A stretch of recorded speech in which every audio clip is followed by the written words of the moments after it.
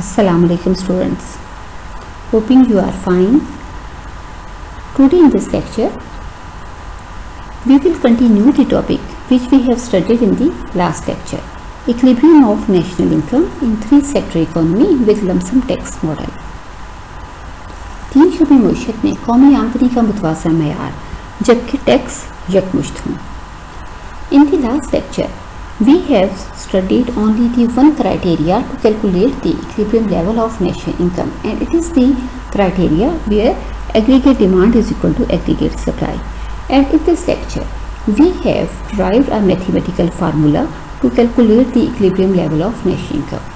Today, by continuing this topic, first of all we will revise the criteria and the formula which we have derived to calculate the equilibrium level of national income, and then we will take a numerical example and we will apply both the criteria and the mathematical formula to calculate the equilibrium level of national income in the lump sum model. As we know, what is the equilibrium level of national income? The level of national income which remains stable and does not accept immediate and day-to-day changes is regarded as equilibrium level of national income. If this level is disturbed, some automatic forces react and thus equilibrium is restored. गोया कौमी आमदनी का मुतवाज़न मेयार एक ऐसा मेयार है जिसको इस्तेहकाम नसीब होता है, जो स्टेबल होता है, जिसमें बहुत तेज़ी के साथ जो है वो तब्दीलियाँ नहीं आती. गोया कौमी आमदनी का एक ऐसा मेयार जो कि आकर एक उस मेयार पर ठहर जाता है, और अगर उसमें जो है कोई तब्दीली आ जाए, जैसे कि कौमी आमदनी का मेयार उस मुतवाज़न मेयार से कम और ज़्यादा हो जाए, तो बहुत सारी माशी कुव्वतें इकोनॉमिक फोर्सेस अपने एक्शन और रिएक्शन के ज़रिए, अमल और रद्द-ए-अमल के ज़रिए दोबारा कौमी आमदनी के मेयार को उस मुतवाज़न मेयार की तरफ जो है वो ले चलती हैं. गोया कौमी आमदनी का वही दोबारा मेयार जो है वो रिस्टोर हो जाता है. गोया ऐसा कौमी आमदनी का मेयार जिसको स्टेबिलिटी और इस्तेहकाम हासिल हो, it is known as the equilibrium level of national income. और हम जानते हैं कि कौमी आमदनी का ये मुतवाज़न मेयार जो है वो हमें दो अप्रोचेस की मदद से हासिल हो सकता है. अगर किसी मुल्क की जो है वो मजमूई तलब मजमूई रसद के बराबर हो, एग्रीगेट सप्लाई एग्रीगेट डिमांड के बराबर हो, तो वो भी कौमी आमदनी का मुतवाज़न मेयार कहलाता है. बिल्कुल इसी तरह जब किसी मुल्क में होने वाली बचतें उस मुल्क में होने वाली सरमायाकारी के बराबर हो जाती हैं, where the saving is equal to investment, it is known as the equilibrium level of the national income. Equilibrium level of national income in the three sector economy with the lump sum and the induced tax model. आज का ये हमारा जो topic है ये तीन शोबी मईशत पर मुश्तमिल है. इससे पिछले जो लेक्चर्स है उसमें हमने दो शोबी मईशत के बारे में भी पढ़ा. तीन शोबी मईशत एक ऐसी मईशत है जिसमें इकोनॉमी के अंदर थ्री सेक्टर्स में तीन शोबाजात पाए जाते हैं: house holds, firms and the government sector, अवाम, कारोबारी इदारे और हुकूमत. चूँकि इकोनॉमी थ्री सेक्टर्स पर मुश्तमिल होती है, इसलिए इसको थ्री सेक्टर इकोनॉमी जो है वो कहा जाता है. थ्री सेक्टर इकोनॉमी के तहत जब हम कौमी आमदनी का मुतवाज़न मयार मालूम करना चाहेंगे तो हमारे पास यहाँ दो तरह के मॉडल हैं. क्योंकि थ्री सेक्टर इकोनॉमी में टैक्स जो है वो बहुत बड़ा एक मुतग़य्यर, बहुत बड़ा एक वेरिएबल है, एक बहुत बड़ा एलिमेंट जो कि इकोनॉमी में बहुत बड़ी चेंजेस ला सकता है, और हुकूमत अपने टैक्सेस का जो वेरिएबल है इसमें तब्दीली करके इकोनॉमी में बहुत सारी पॉजिटिव चेंजेस भी लेकर आती है और बहुत सारी उसकी पॉलिसीज़ की इम्प्लीमेंटेशन टैक्सेस पर इन्हिसार करती है. टैक्सों की दो किस्में होती हैं: लम्प सम टैक्सेस और induced taxes. Lump sum taxes ऐसे टैक्सेस जो कि आमदनी से तरकीब नहीं पाते. आमदनी का मयार कुछ भी हो, आपको टैक्स की एक स्पेसिफिक अमाउंट जो है वो पे करना पड़ती है. गोया यकमुश्त आपको जो है वो टैक्स पे करना पड़ता है. यहाँ टैक्स जो है वो फिक्स्ड होता है. जैसे कि आप यहाँ देख सकते हैं लम्प सम टैक्स में T is equal to T0. Tax की जो रेशियो है वो फिक्स्ड है. For example tax is equal to 5000. अब हर फर्द को जो है वो 5000 टैक्स जो है वो पे करना है. हाउस की आमदनी कम है या ज़्यादा डजंट मैटर, उसको एक मखसूस अमाउंट जो है वो पे करनी है, कोई उसको यकमुश्त टैक्स जो है वो पे करना है. जबकि इंड्यूस टैक्स ऐसा टैक्स है जो कि आमदनी से तरकीब पाता है. आमदनी के ज़्यादा हो जाने पर ज़्यादा और आमदनी के कम हो जाने पर कम हो जाता है. Here T represents the tax and Y represents the income, and here T represents the tax rate. और आप यहाँ देख सकते हैं कि आमदनी के साथ जो है वो पॉजिटिव साइन है, इसका मतलब है कि आमदनी और टैक्स के दरमियान पॉजिटिव रिलेशनशिप पाया जाता है। जैसे जैसे आमदनी ज़्यादा होती चलेगी जाएगी तो टैक्स की रेशियो भी जो है वो बढ़ती चली जाती है। इसीलिए इसको इंड्यूस टैक्स कहा जाता है, क्योंकि ये टैक्स जो है वो आमदनी से इंड्यूसमेंट लेता है, आमदनी से तरगीब पाता है। टैक्स की जो एक फॉर्म है जिसको हम इंड्यूस टैक्स भी सिंपली कहते हैं, और पास का तो इसको लमसम और इंड्यूस टैक्स का मिक्सचर भी कहा जाता है। इस टैक्स की इक्वेशन में आप देख रहे हैं कि दोनों तरह के टैक्स जो है वो पाए जाते हैं।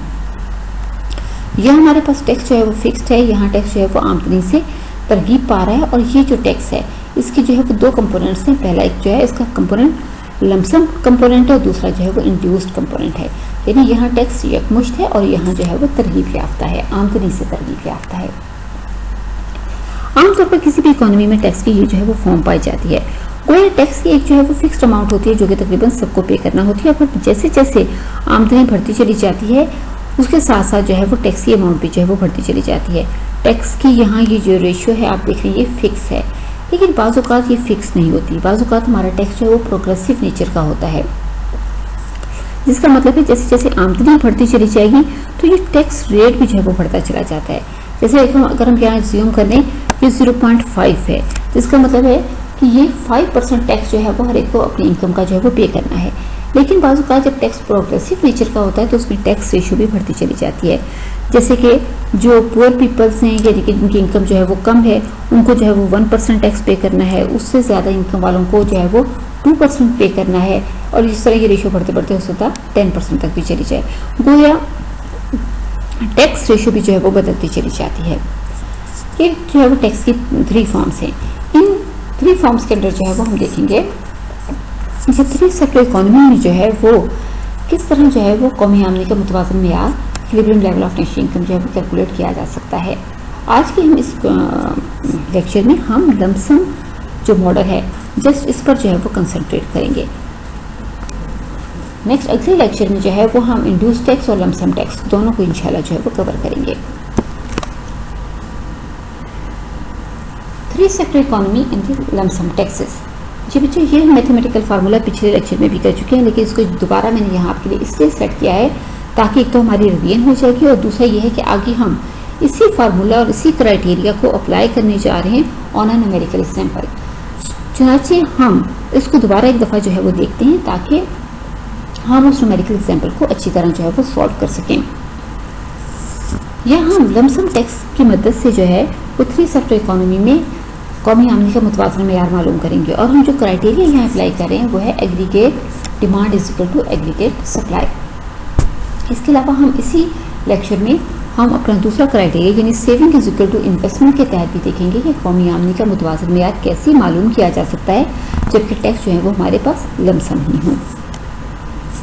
सो the aggregate supply is equal to aggregate demand. Aggregate supply की जो है वो नुमाइंदगी हो रही है वाई से, और एग्रीगेट डिमांड के यहाँ 3 कंपोनेंट है क्योंकि ये 3 सेक्टर इकोनॉमी है, इसलिए consumption expenditures, investment expenditures and government expenditures, ये 3 एक्सपेंडिचर्स पर मुश्तमिल हमारे टोटल एक्सपेंडिचर्स हैं जो कि एग्रीगेट डिमांड की जो है वो नुमाइंदगी कर रहे हैं। Consumption is equal to C0 plus CYD। अब यहाँ देख सकते हैं YD जो है वो नुमाइंदगी कर रहा है काबिल तसर्रुफ शख्सी आमदनी की, क्योंकि हमारे पास जितनी भी हमारे पास आमदनी होती है वो हम उसको खर्च करने के लिए आज़ाद नहीं होते, बल्कि कुछ लाजमी अदायगियाँ कंपल्सरी पेमेंट्स करना पड़ती हैं जो कि इसका एक बड़ा हिस्सा जो है वो टैक्सेस कहलाता है। चुनांचे अपनी आमदनी में से हम जब ये टैक्सेस जो है वो पे कर देते हैं तो ये जो है वो YD के बराबर होता है। यहाँ इन्वेस्टमेंट, टैक्सेस और गवर्नमेंट एक्सपेंडिचर्स जो हैं वो गिवन हैं। इन्वेस्टमेंट भी हमने सिंप्लिसिटी के लिए यहाँ गिवन एज्यूम की है, जब वरना इनकम जो है वो इंड्यूस्ड इन्वेस्टमेंट पर भी मुश्तमिल होती है। और आप टैक्सेस यहाँ देख रहे हैं कि टैक्सेस का हमारे पास जो मॉडल है वो लमसम मॉडल है। टैक्सेस जो है वो यकमुश्त हैं, सबको एक स्पेसिफिक अमाउंट जो है वो सबको पे करनी है। हम ये वैल्यूज जो हैं, ये 4 वैल्यूज जो हैं वो अपने क्राइटेरिया में जो है वो यहाँ पुट करेंगे। y is equal to C किसके बराबर है C0 plus CYD, C0 plus CYD। I is equal to I0 and G is equal to G0, ये हमने I0 और G0 यहाँ पुट कर दिए। YD is equal to Y minus T. चुनांचे हम Y की जो है वो वैल्यूज यहाँ रखेंगे क्योंकि काबिल तसर्रुफ शख्सी आमदनी का फार्मूला है कि इनकम में से टैक्सेस डिडक्ट कर दिए जाएँ। So YD is equal to Y minus T. अब हम इस इक्वेशन को सिंप्लीफाई कर लेते हैं सी को हम वाई और टी से माइनस करेंगे तो ये हो जाएगा प्लस सी वाई। सबसे पहले हम जो है वो यहाँ टैक्स की जो है वो वैल्यू जो है वो पुट करेंगे। टैक्स किसके बराबर है, टी नॉट के बराबर है, तो टी की जगह हम जो है वो यहाँ टी नॉट पुट करेंगे। कोई टैक्स जो है वो हमारे पास थम्स अप फॉर्म में है। अब हम इस इक्वेशन को सिंप्लीफाई करेंगे। y is equal to C not plus C Y, C को y से भी मल्टीप्लाई करेंगे और माइनस टी नॉट से भी मल्टीप्लाई करेंगे तो ये हो जाएगा प्लस सी वाई और माइनस सी टी नॉट। बाकी जो है वो दोनों मेंबर्स हमें यूं ही नीचे ले आए। यहाँ आप देख सकते हैं कि y के जो है वो दो कंपोनेंट्स हैं, दो मेंबर्स हैं, इनको हम लेफ्ट हैंड साइड पर ले चलेंगे। प्लस सी वाई जब इधर आएगा तो ये हो जाएगा माइनस सी वाई। हम अगली इक्वेशन में जो है y को कॉमन लेंगे और ये हमारे पास आ जाएगा 1 minus C not minus C T not plus I not plus G not. ये सारे के सारे हमने ऐसे लिख दिए। अब 1 माइनस सी को हम जो है वो राइट हैंड साइड पर ले चलेंगे। ये इन सारे के सारे मेंबर्स को जो है वो डिवाइड करेगा। हमारे पास फार्मूला होगा y is equal to C not minus C T not plus I not plus G not और 1 माइनस सी। इस फार्मूले की मदद से भी equilibrium level of net income calculate किया जा सकता है, जबकि हमारे पास टैक्स का मॉडल जो है वो लंप सम मॉडल हो और क्राइटेरिया क्या है, जहां एग्रीगेट डिमांड एग्रीगेट सप्लाई के बराबर है। यहाँ सी नॉट जो है वो नुमाइंदगी कर रहा है कंजम्पशन की इक्वेशन का जो इंटरसेप्ट है, यानी कि उसका कांस्टेंट मेंबर। माइनस सी किसके बराबर है, सी जो है वो काबिल तसर्रुफ शख्सी आमदनी का जो है वो कफिशिएंट है, इनकम का कफिशिएंट है, यानी कि MPC है। टी नॉट जो है वो लमसम टैक्सेस हैं, जो यानी गिवन टैक्सेस हैं जो कि यहाँ दिए गए हैं। आई नॉट और जी नॉट जो है वो गिवन इन्वेस्टमेंट और गिवन जो है वो गवर्नमेंट एक्सपेंडिचर्स को शो कर रहा है। और सी दोबारा जो है वो यहाँ इनकम के कफिशिएंट यानी MPC को जाहिर करता है। चुनांचे जब आपको ये न्यूमेरिकल एग्जांपल जो है वो गिवन होगी तो यहाँ के सारे कंपोनेंट्स की मदद को यहाँ पुट करते हुए आप बहुत आसानी के साथ जो है वो equilibrium level of net income calculate कर सकते हैं। यहाँ एक न्यूमेरिकल एग्जांपल ही है और इस न्यूमेरिकल एग्जांपल को हम दोनों तरीकों से जो है वो हल करेंगे, यानी कि दोनों तरीकों से हम कौमी आमदनी का मुतवाज़िन मेयार जो है वो कैलकुलेट करने की कोशिश करेंगे। पहले तरीके में हम अपनी अप्रोच, अपना क्राइटेरिया यानी एग्रीगेट सप्लाई को एग्रीगेट डिमांड के बराबर रखते हुए equilibrium level of net income calculate करेंगे। और दूसरे तरीके के तहत अभी जो हमने ये मैथमेटिकल फार्मूला ड्राइव किया है, इस फार्मूले की मदद से भी हम इसी न्यूमेरिकल एग्जांपल को इस्तेमाल करते हुए equilibrium level of net income calculate करेंगे और हम देखेंगे दोनों के रिजल्ट जो है वो बिल्कुल सेम है। First of all we will apply the criterion or the approach where aggregate supply is equal to aggregate demand. जो न्यूमेरिकल एग्जांपल आपको गिवन है, it is consumption is equal to 100 plus 0.65 D, I is equal to 40 and the disposal income y is equal to y minus t and t is equal to 50 and g is equal to 20। हम ये सारी की सारी values जो हैं वो अपने criteria में रखेंगे। c की जगह c की वैल्यूज पुट करेंगे। आप देख रहे हैं हमने c की जगह जो है वो c की वैल्यूज 100 प्लस 0.65 डी यहाँ पुट किया। i की जगह i की वैल्यू विच इज 40, g की जगह g की value which is equal to 20। ये हमने जो है वो यहाँ सारी की सारी वैल्यूज जो है वो पुट की। अब हम इसको जो है वो सॉल्व करते हैं। y d किसके बराबर होता है हम जानते हैं, y माइनस टी के। ये हमने यहाँ लिख दिया y माइनस टी। हम अपने इक्वेशन को सिंप्लीफाई करेंगे। 0.6 को y माइनस टी दोनों से जो है वो मल्टीप्लाई करेंगे। t किसके बराबर है, t इज इक्वल टू 50। चलो हमने t की जगह जो है वो यहाँ 50 लिख दिया। 0.6 को y और 50 दोनों से जो है वो मल्टीप्लाई करेंगे। 0.6 y से मल्टीप्लाई हुआ तो ये हो गया 0.6y और 0.6 को 50 से मल्टीप्लाई किया माइनस 50 से तो ये हो गया माइनस 30। ये बच्चों ये हमारे पास इक्वेशन है और y के हमारे पास जो है वो दो कंपोनेंट्स हैं जिसको हमने लेफ्ट साइड पर ले चले। y is equal to minus 0.65, बाकी हमारे पास बच गया 100 माइनस 30 प्लस 40 प्लस 20। 100 में ये सारे के सारे 100 में प्लस की वैल्यूज है, बाकी भी प्लस की वैल्यूज ऐड कर दें। 100 40 एंड 20 ये हो गया 160। 160 में से आपने 30 माइनस किया तो ये हो गया 130। इसका कोफिशिएंट 1 है। 1 में से 0.6 जो है वो माइनस किया तो हमारे पास आ गया 0.4। अब क्वेश्चन है हमारे पास 0.4y is equal to 130। y को कैलकुलेट करने के लिए 0.4 को आप राइट हैंड पर लेकर चलेंगे, 130 को ये डिवाइड करेगा, 130 डिवाइडेड बाय 0.4, तो हमारे पास रिजल्ट आ जाएगा y इज इक्वल टू 325। वो या कि equilibrium level of net income जिस पर जो है वो हमारी एग्रीगेट सप्लाई एग्रीगेट डिमांड के बराबर है, वो है 325। कॉमन आमदनी का एक ऐसा मेयार जिस पर हमारी मजमूई तलब मजमूई रसद के बराबर है, वो है 325। इसको हम यहाँ प्रूफ भी करेंगे कि क्या वाकई कौमी आमदनी का एक ऐसा मेयार है कि जिस पर एग्रीगेट सप्लाई एग्रीगेट डिमांड के बराबर है। अब देखिए वाई तो हम कैलकुलेट कर चुके हैं, वो है 325। अब हम कंजम्पशन, इन्वेस्टमेंट और गवर्नमेंट एक्सपेंडिचर्स को ऐड करके देखेंगे कि क्या वाकई ये भी 325 है। इन्वेस्टमेंट और गवर्नमेंट एक्सपेंडिचर्स तो हमें गिवन है, कंजम्पशन जो है उसको हम जो है वो यहाँ कैलकुलेट करेंगे और फिर इनको एडअप करके देखेंगे कि क्या वाकई ये जो भी जो है वो 325 के बराबर है या नहीं। फिर y is equal to 100 plus 0.6 YD जो है हम जानते हैं कि y माइनस टी के बराबर है, टैक्सेस हमें गिवन है, ये हमने कंजम्पशन की इक्वेशन में ये वैल्यू जो है वो पुट की, YD की जगह हमने लिखा y माइनस टी। y किसके बराबर है हमने भी कैलकुलेट किया, इट इज़ 325, हमने यहाँ 325 लिख दिया, टी की वैल्यू है 50 जो कि हमने यहाँ पुट कर दी।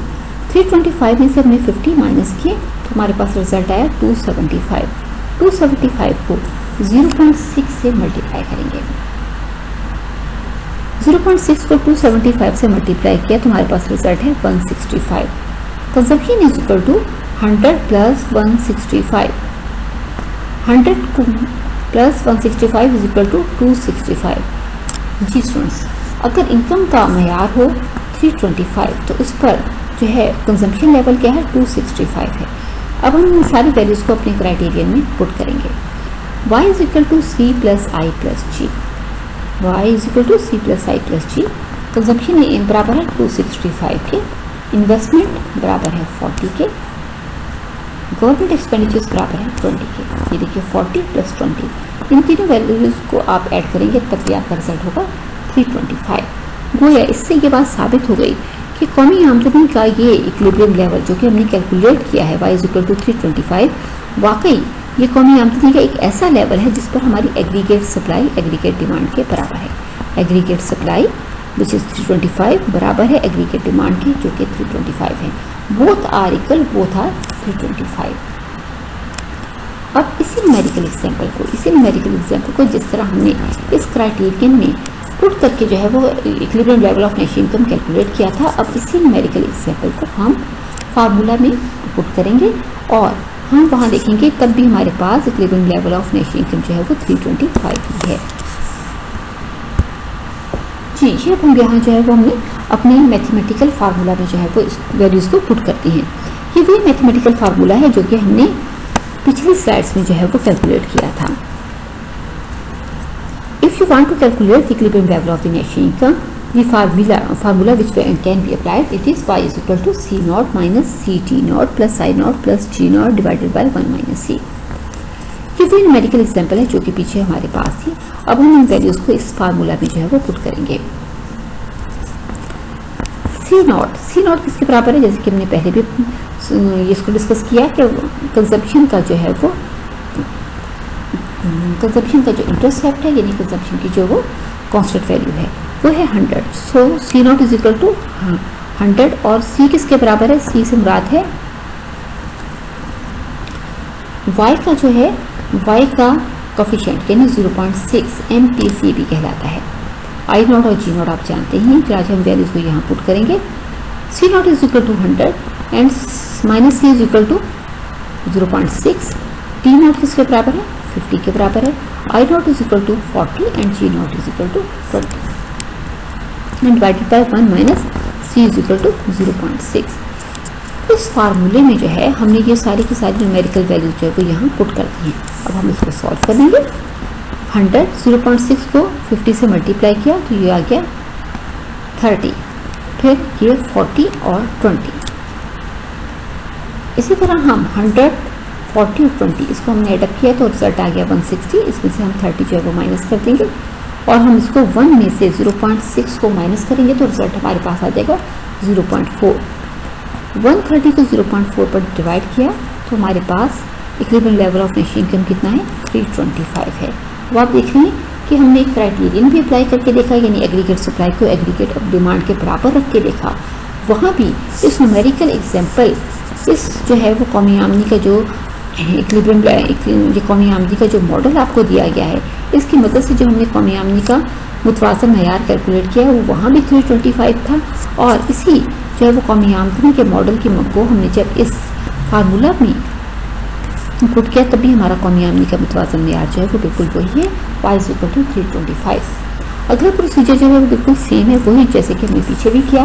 हम इसी जो है equilibrium level of national income को जो है वो कंजम्पशन की इक्वेशन में जो है वो पुट करेंगे और हम कैलकुलेट करेंगे, तो हमारा कंजम्पशन लेवल जो है वो है 265, और इसको जो है वो हम रख के देखेंगे कि क्या वाकई हमारी एग्रीगेट सप्लाई जो है वो एग्रीगेट डिमांड के बराबर है। तो आप देख सकते हैं कि बोथ आर 325।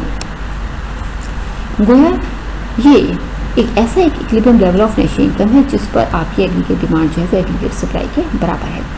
इस तरह स्टूडेंट्स आपको पेपर्स में जो है जब एक नेशनल लेवल का जो है वो मॉडल जो है वो गिवन होगा, तो इसको सॉल्व करने के लिए आप ये फार्मूला भी अप्लाई कर सकते हैं, या आप aggregate supply is equal to aggregate demand का क्राइटेरियन यूज़ करते हुए भी जो है आप इसको सॉल्व कर सकते हैं।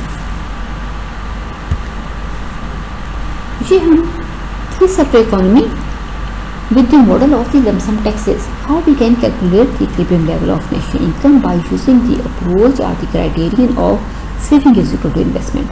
जैसा कि स्टूडेंट्स आप जानते ही हैं, equilibrium level of national income को कैलकुलेट करने के लिए हमारे पास जो दूसरा क्राइटेरियन है वो ये है कि कौमी आमदनी का एक ऐसा लेवल जिस पर बचत सरमायाकारी के बराबर हो जाए, जहाँ सेविंग इन्वेस्टमेंट के बराबर हो, तो इक्विलिब्रियम लेवल का वो नेशनल इनकम का वो लेवल जो है वो हमारा इक्विलिब्रियम लेवल जो है वो कहलाता है। यहाँ हम equilibrium level of national income को कैलकुलेट करने के लिए जो है वो एक फार्मूला जो है वो ड्राइव करने जा रहे हैं, जबकि हमारी इकोनॉमी जो है वो थ्री सेक्टर है, टैक्सेस का मॉडल जो है वो लंप सम है यानी यकमुश्त है, और जो अप्रोच हम इस्तेमाल कर रहे हैं वो है बचत सरमायाकारी के बराबर है यानी saving is equal to investment. Three sector economy में हम जानते हैं कि हमारा सेविंग और इन्वेस्टमेंट का क्राइटेरिया बदलकर क्या हो जाता है, S+T is equal to I+G। S for saving, T for taxes, I for investment and G for the government expenditures. ये हमारे पास जो है वो सेविंग की इक्वेशन है। हम जानते हैं कि हम उसको स्मॉल s जो कि MPS की नुमाइंदगी करता है उससे भी जो है रिप्रेजेंट कर सकते हैं, और हमारा जो s है वो बराबर होता है, यानी कि इनकम का कोफिशिएंट जो कि स्मॉल s से जो है वो शो किया जाता है, रिप्रेजेंट किया जाता है, वो 1 - c यानी 1 - MPC के बराबर होता है। ये हम बारहा स्टडी कर चुके हैं कि MPC जो है वो 1 - s के 1 - MPS के बराबर होता है, और जो MPS है वो 1 - c यानी 1 - MPC के बराबर होता है। इसलिए यहाँ हमने जो है यहाँ स्मॉल s यानी MPS लिखने की बजाय जो है वो 1 - c लिखा है, जो कि ज़ाहिर है दोनों बराबर ही हैं। उसकी वजह क्या है? उसकी वजह ये है कि हम ताकि आपको दिखा सकें कि ये फार्मूला जो हम यहाँ ड्राइव करेंगे कि बिल्कुल एग्जैक्ट बराबर है उसी फार्मूले के जो कि हमने पिछली स्लाइड्स में जो है वो ड्राइव किया है, जिसके तहत जो है वो हमारा नेशनल इनकम को कैलकुलेट करने का जो क्राइटेरियन था वो डिफरेंट था, जहाँ एग्रीगेट सप्लाई एग्रीगेट डिमांड के बराबर थी वो फार्मूला, और ये फार्मूला जहाँ सेविंग इन्वेस्टमेंट के बराबर है, दोनों फार्मूला जो है वो सेम है। टैक्सेस का मॉडल हमारा लंप सम ही है, यानी टैक्सेस जो है वो स्पेसिफिक है, गवर्नमेंट एक्सपेंडिचर्स और जो है वो इन्वेस्टमेंट जो है वो हमारे पास ऑटोनोमस इन्वेस्टमेंट है, दोनों जो है वो फैक्टर्स गिवन है। अब यहाँ देख रहे हैं कि थ्री सेक्टर इकोनॉमी के इस मॉडल में हमने गवर्नमेंट एक्सपेंडिचर्स को मुसलसल जो है वो गिवन अज्यूम किया है। ऐसा क्यों है? उसकी वजह यह है कि गवर्नमेंट सेक्टर जो है वो आमतौर पर बहुत कम इकोनॉमिक फैक्टर से जो है वो डिटरमिन होते हैं। ज़्यादातर जो है वो गवर्नमेंट एक्सपेंडिचर्स के जो डिटर्मिनेंट्स हैं वो सारे के सारे नॉन इकोनॉमिक गैर माशी मुहक्कात हैं। चुनाचे चूँकि वो गैर माशी हैं, नॉन इकोनॉमिक फैक्टर्स हैं, इसलिए जो है वो हम इनको जो है वो यहाँ स्टडी नहीं करते और आमतौर पर गवर्नमेंट एक्सपेंडिचर्स को अपने तमाम तर मैथमेटिकल मॉडल्स में जो है वो गिवन अज्यूम कर लेते हैं। हम इन सारी की सारी वैल्यूज़ को अपने इस क्राइटेरिया में S+T is equal to I+G में जो है वो पुट करेंगे। Saving is equal to -S0 + 1 - c YD, ये हमने यहाँ पुट कर दिया, और tax is equal to T0, government investment is equal to I not and G is equal to G not. ये सारी की सारी वैल्यूज जो कि हमें यहाँ मॉडल में, नेशनल इनकम के मॉडल में जो है वो गिवन थी, वो सारी की सारी जो है वो हमने यहाँ पुट कर दी। हम इसको जो है वो सिंप्लीफाई करेंगे। Y T is equal to, हम जानते हैं कि ये वाई माइनस टी के बराबर है। काबिल तसर्रुफ शख्सियाम ने जब आमदनी से टैक्स माइनस कर दिए जाते हैं तो तब हमें ये हासिल होती है। अब हम 1 माइनस टी को y माइनस टी से मल्टीप्लाई करेंगे। 1 को पहले 1 माइनस टी को पहले y से मल्टीप्लाई करते हैं। 1 को जब y से मल्टीप्लाई किया, y माइनस सी से y को मल्टीप्लाई किया तो माइनस सी वाई। अब 1 माइनस सी को माइनस टी से मल्टीप्लाई करेंगे तो ये हो जाएगा माइनस टी, और माइनस माइनस प्लस हो जाएंगे, plus C T plus T not plus I not plus G not वैसे आ जाएगा। अब हम जहाँ जहाँ जो है वो टी मौजूद है वहाँ टी की वैल्यू पुट करेंगे। टी की वैल्यू है टी नॉट। जी ये इक्वेशन हो जाएगी minus S not plus Y minus C Y minus T की जगह माइनस टी नॉट, और माइनस प्लस सी टी की जगह प्लस सी टी नॉट की जगह टी की वैल्यू पुट करेंगे, plus T not plus I not plus G not. अब आप यहाँ देखिए दो फैक्टर्स ऐसे हैं जो कि आसानी के साथ कैंसिल आउट हो सकते हैं। हम माइनस सी टी नॉट को प्लस टी नॉट से, यानी माइनस टी नॉट को प्लस टी नॉट से आसानी के साथ दोनों को जो है वो कैंसिल आउट कर देंगे। चुनाचे माइनस टी नॉट को प्लस टी नॉट से कैंसिल किया तो हमारे पास इक्वेशन जो है वो बच गई minus S not plus Y minus C Y plus C T not is equal to I not plus G not. अब हमारे पास y के जो है वो दो कंपोनेंट्स हैं, y माइनस सी वाई। इनको हम राइट हैंड पे रहने देंगे और बाकी जितने भी कांस्टेंट मेंबर्स हैं जैसे कि minus C not plus C G not, इसको हम जो है वो राइट हैंड पर देंगे। इससे इनके साइन जो है वो आप देख रहे हैं चेंज हो रहे हैं। क्या माइनस सी नॉट था जब हमने इसकी साइड चेंज की, प्लस सी नॉट है। ये प्लस सी नॉट था जब हमने इसकी साइड चेंज की तो ये माइनस सी टी नॉट है। y को हम यहाँ कॉमन लेंगे, ये हमारे पास बच जाएगा 1, और यहाँ क्या हमारे पास आ जाएगा माइनस सी। हमने y को यहाँ कॉमन ले लिया। बाकी सारे के सारे मेंबर जो हैं वो हमने ऐसे ही लिखे। अब आप यहाँ देखिए कि y किसके बराबर है, 1 माइनस सी को हम यहाँ जब इसको राइट हैंड पर लेकर चलेंगे तो ये सारी की सारी इक्वेशन को, सारे के सारे मेंबर्स को जो है वो डिवाइड करेगा। अब हमारे पास जो फार्मूला है y is equal to S not minus C T not plus I not plus G not और 1 माइनस सी।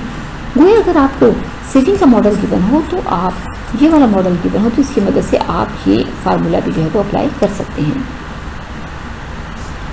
अब जो आप इसमें देखिए कि y, क्या ये फार्मूला एग्जैक्ट, ये फार्मूला हमने किस जो है वो क्राइटेरियन की मदद से हासिल किया, जहाँ सेविंग इन्वेस्टमेंट के बराबर है, जहाँ S plus T is equal to I plus G. तो क्या वाकई ये एक ऐसा क्राइटेरिया है, ये एक ऐसा फार्मूला है जो कि उस फार्मूले के बिल्कुल बराबर है जहाँ जो है जिस क्राइटेरियन में एग्रीगेट सप्लाई एग्रीगेट डिमांड के बराबर थी। जी हाँ स्टूडेंट्स, ये बिल्कुल बराबर हैं क्योंकि वहाँ हमारे पास पहला कंपोनेंट था सी नॉट, और हम ये जानते ही हैं कि सी नॉट और एस नॉट बिल्कुल बराबर होते हैं। सेविंग का ये जो कंपोनेंट है, जब हम कंजम्पशन इक्वेशन से सेविंग की इक्वेशन निकालते हैं तो सेविंग का जो पहला कंपोनेंट होता है जो कि सी नॉट कहलाता है, उसी को एज सच हम यहाँ लिख लेते हैं। अलबत्ता ये फिगर जो है वो माइनस होता है। तो आप देखिए एस नॉट बिल्कुल बराबर होता है सी नॉट के। तो आप देखिए कि एस नॉट बराबर है सी नॉट के। Minus C T not plus I not plus G not, ये तीन मेंबर जो हैं वो बिल्कुल सेम वही है जो कि उस फार्मूले में भी मौजूद। इसी तरह 1 माइनस सी भी जो है उसके बराबर है। चुनाचे ये फार्मूला भी जो है जो कि हमने S plus T plus I is equal to I plus G के क्राइटेरियन की मदद से जो है वो हासिल किया है। ये फार्मूला भी बिल्कुल वही फार्मूला है जो कि हमने एग्रीगेट सप्लाई और एग्रीगेट डिमांड का जो क्राइटेरियन उसकी मदद से हासिल किया था। स्टूडेंट्स नेक्स्ट लेक्चर में इंशाल्लाह हम इसी जो है फार्मूला की जो है वो मैथमेटिकल डेरिवेशन करेंगे, जहाँ हमें सेविंग और इन्वेस्टमेंट का जो है वो मॉडल जो है वो गिवन होगा, और इन न्यूमेरिकल जो है वो वैल्यूज़ की मदद को हम इस फार्मूला में रखते हुए भी और इस क्राइटेरियन में रखते हुए भी सूरतों में जो है वो हम equilibrium level of national income calculate करेंगे। इसके अलावा जो है वो इंशाल्लाह अगले लेक्चर में हम इंड्यूस टैक्स जो है लमसम टैक्स मॉडल की बजाय जो है वो इंड्यूस टैक्स जो है वो मॉडल को स्टडी करेंगे, और उसके तहत देखेंगे कि दोनों क्राइटेरिया इस्तेमाल करते हुए, यानी aggregate supply is equal to aggregate demand और सेविंग का क्राइटेरियन इस्तेमाल करते हुए किस तरह हम equilibrium level of national income जो है वो कैलकुलेट कर सकते हैं।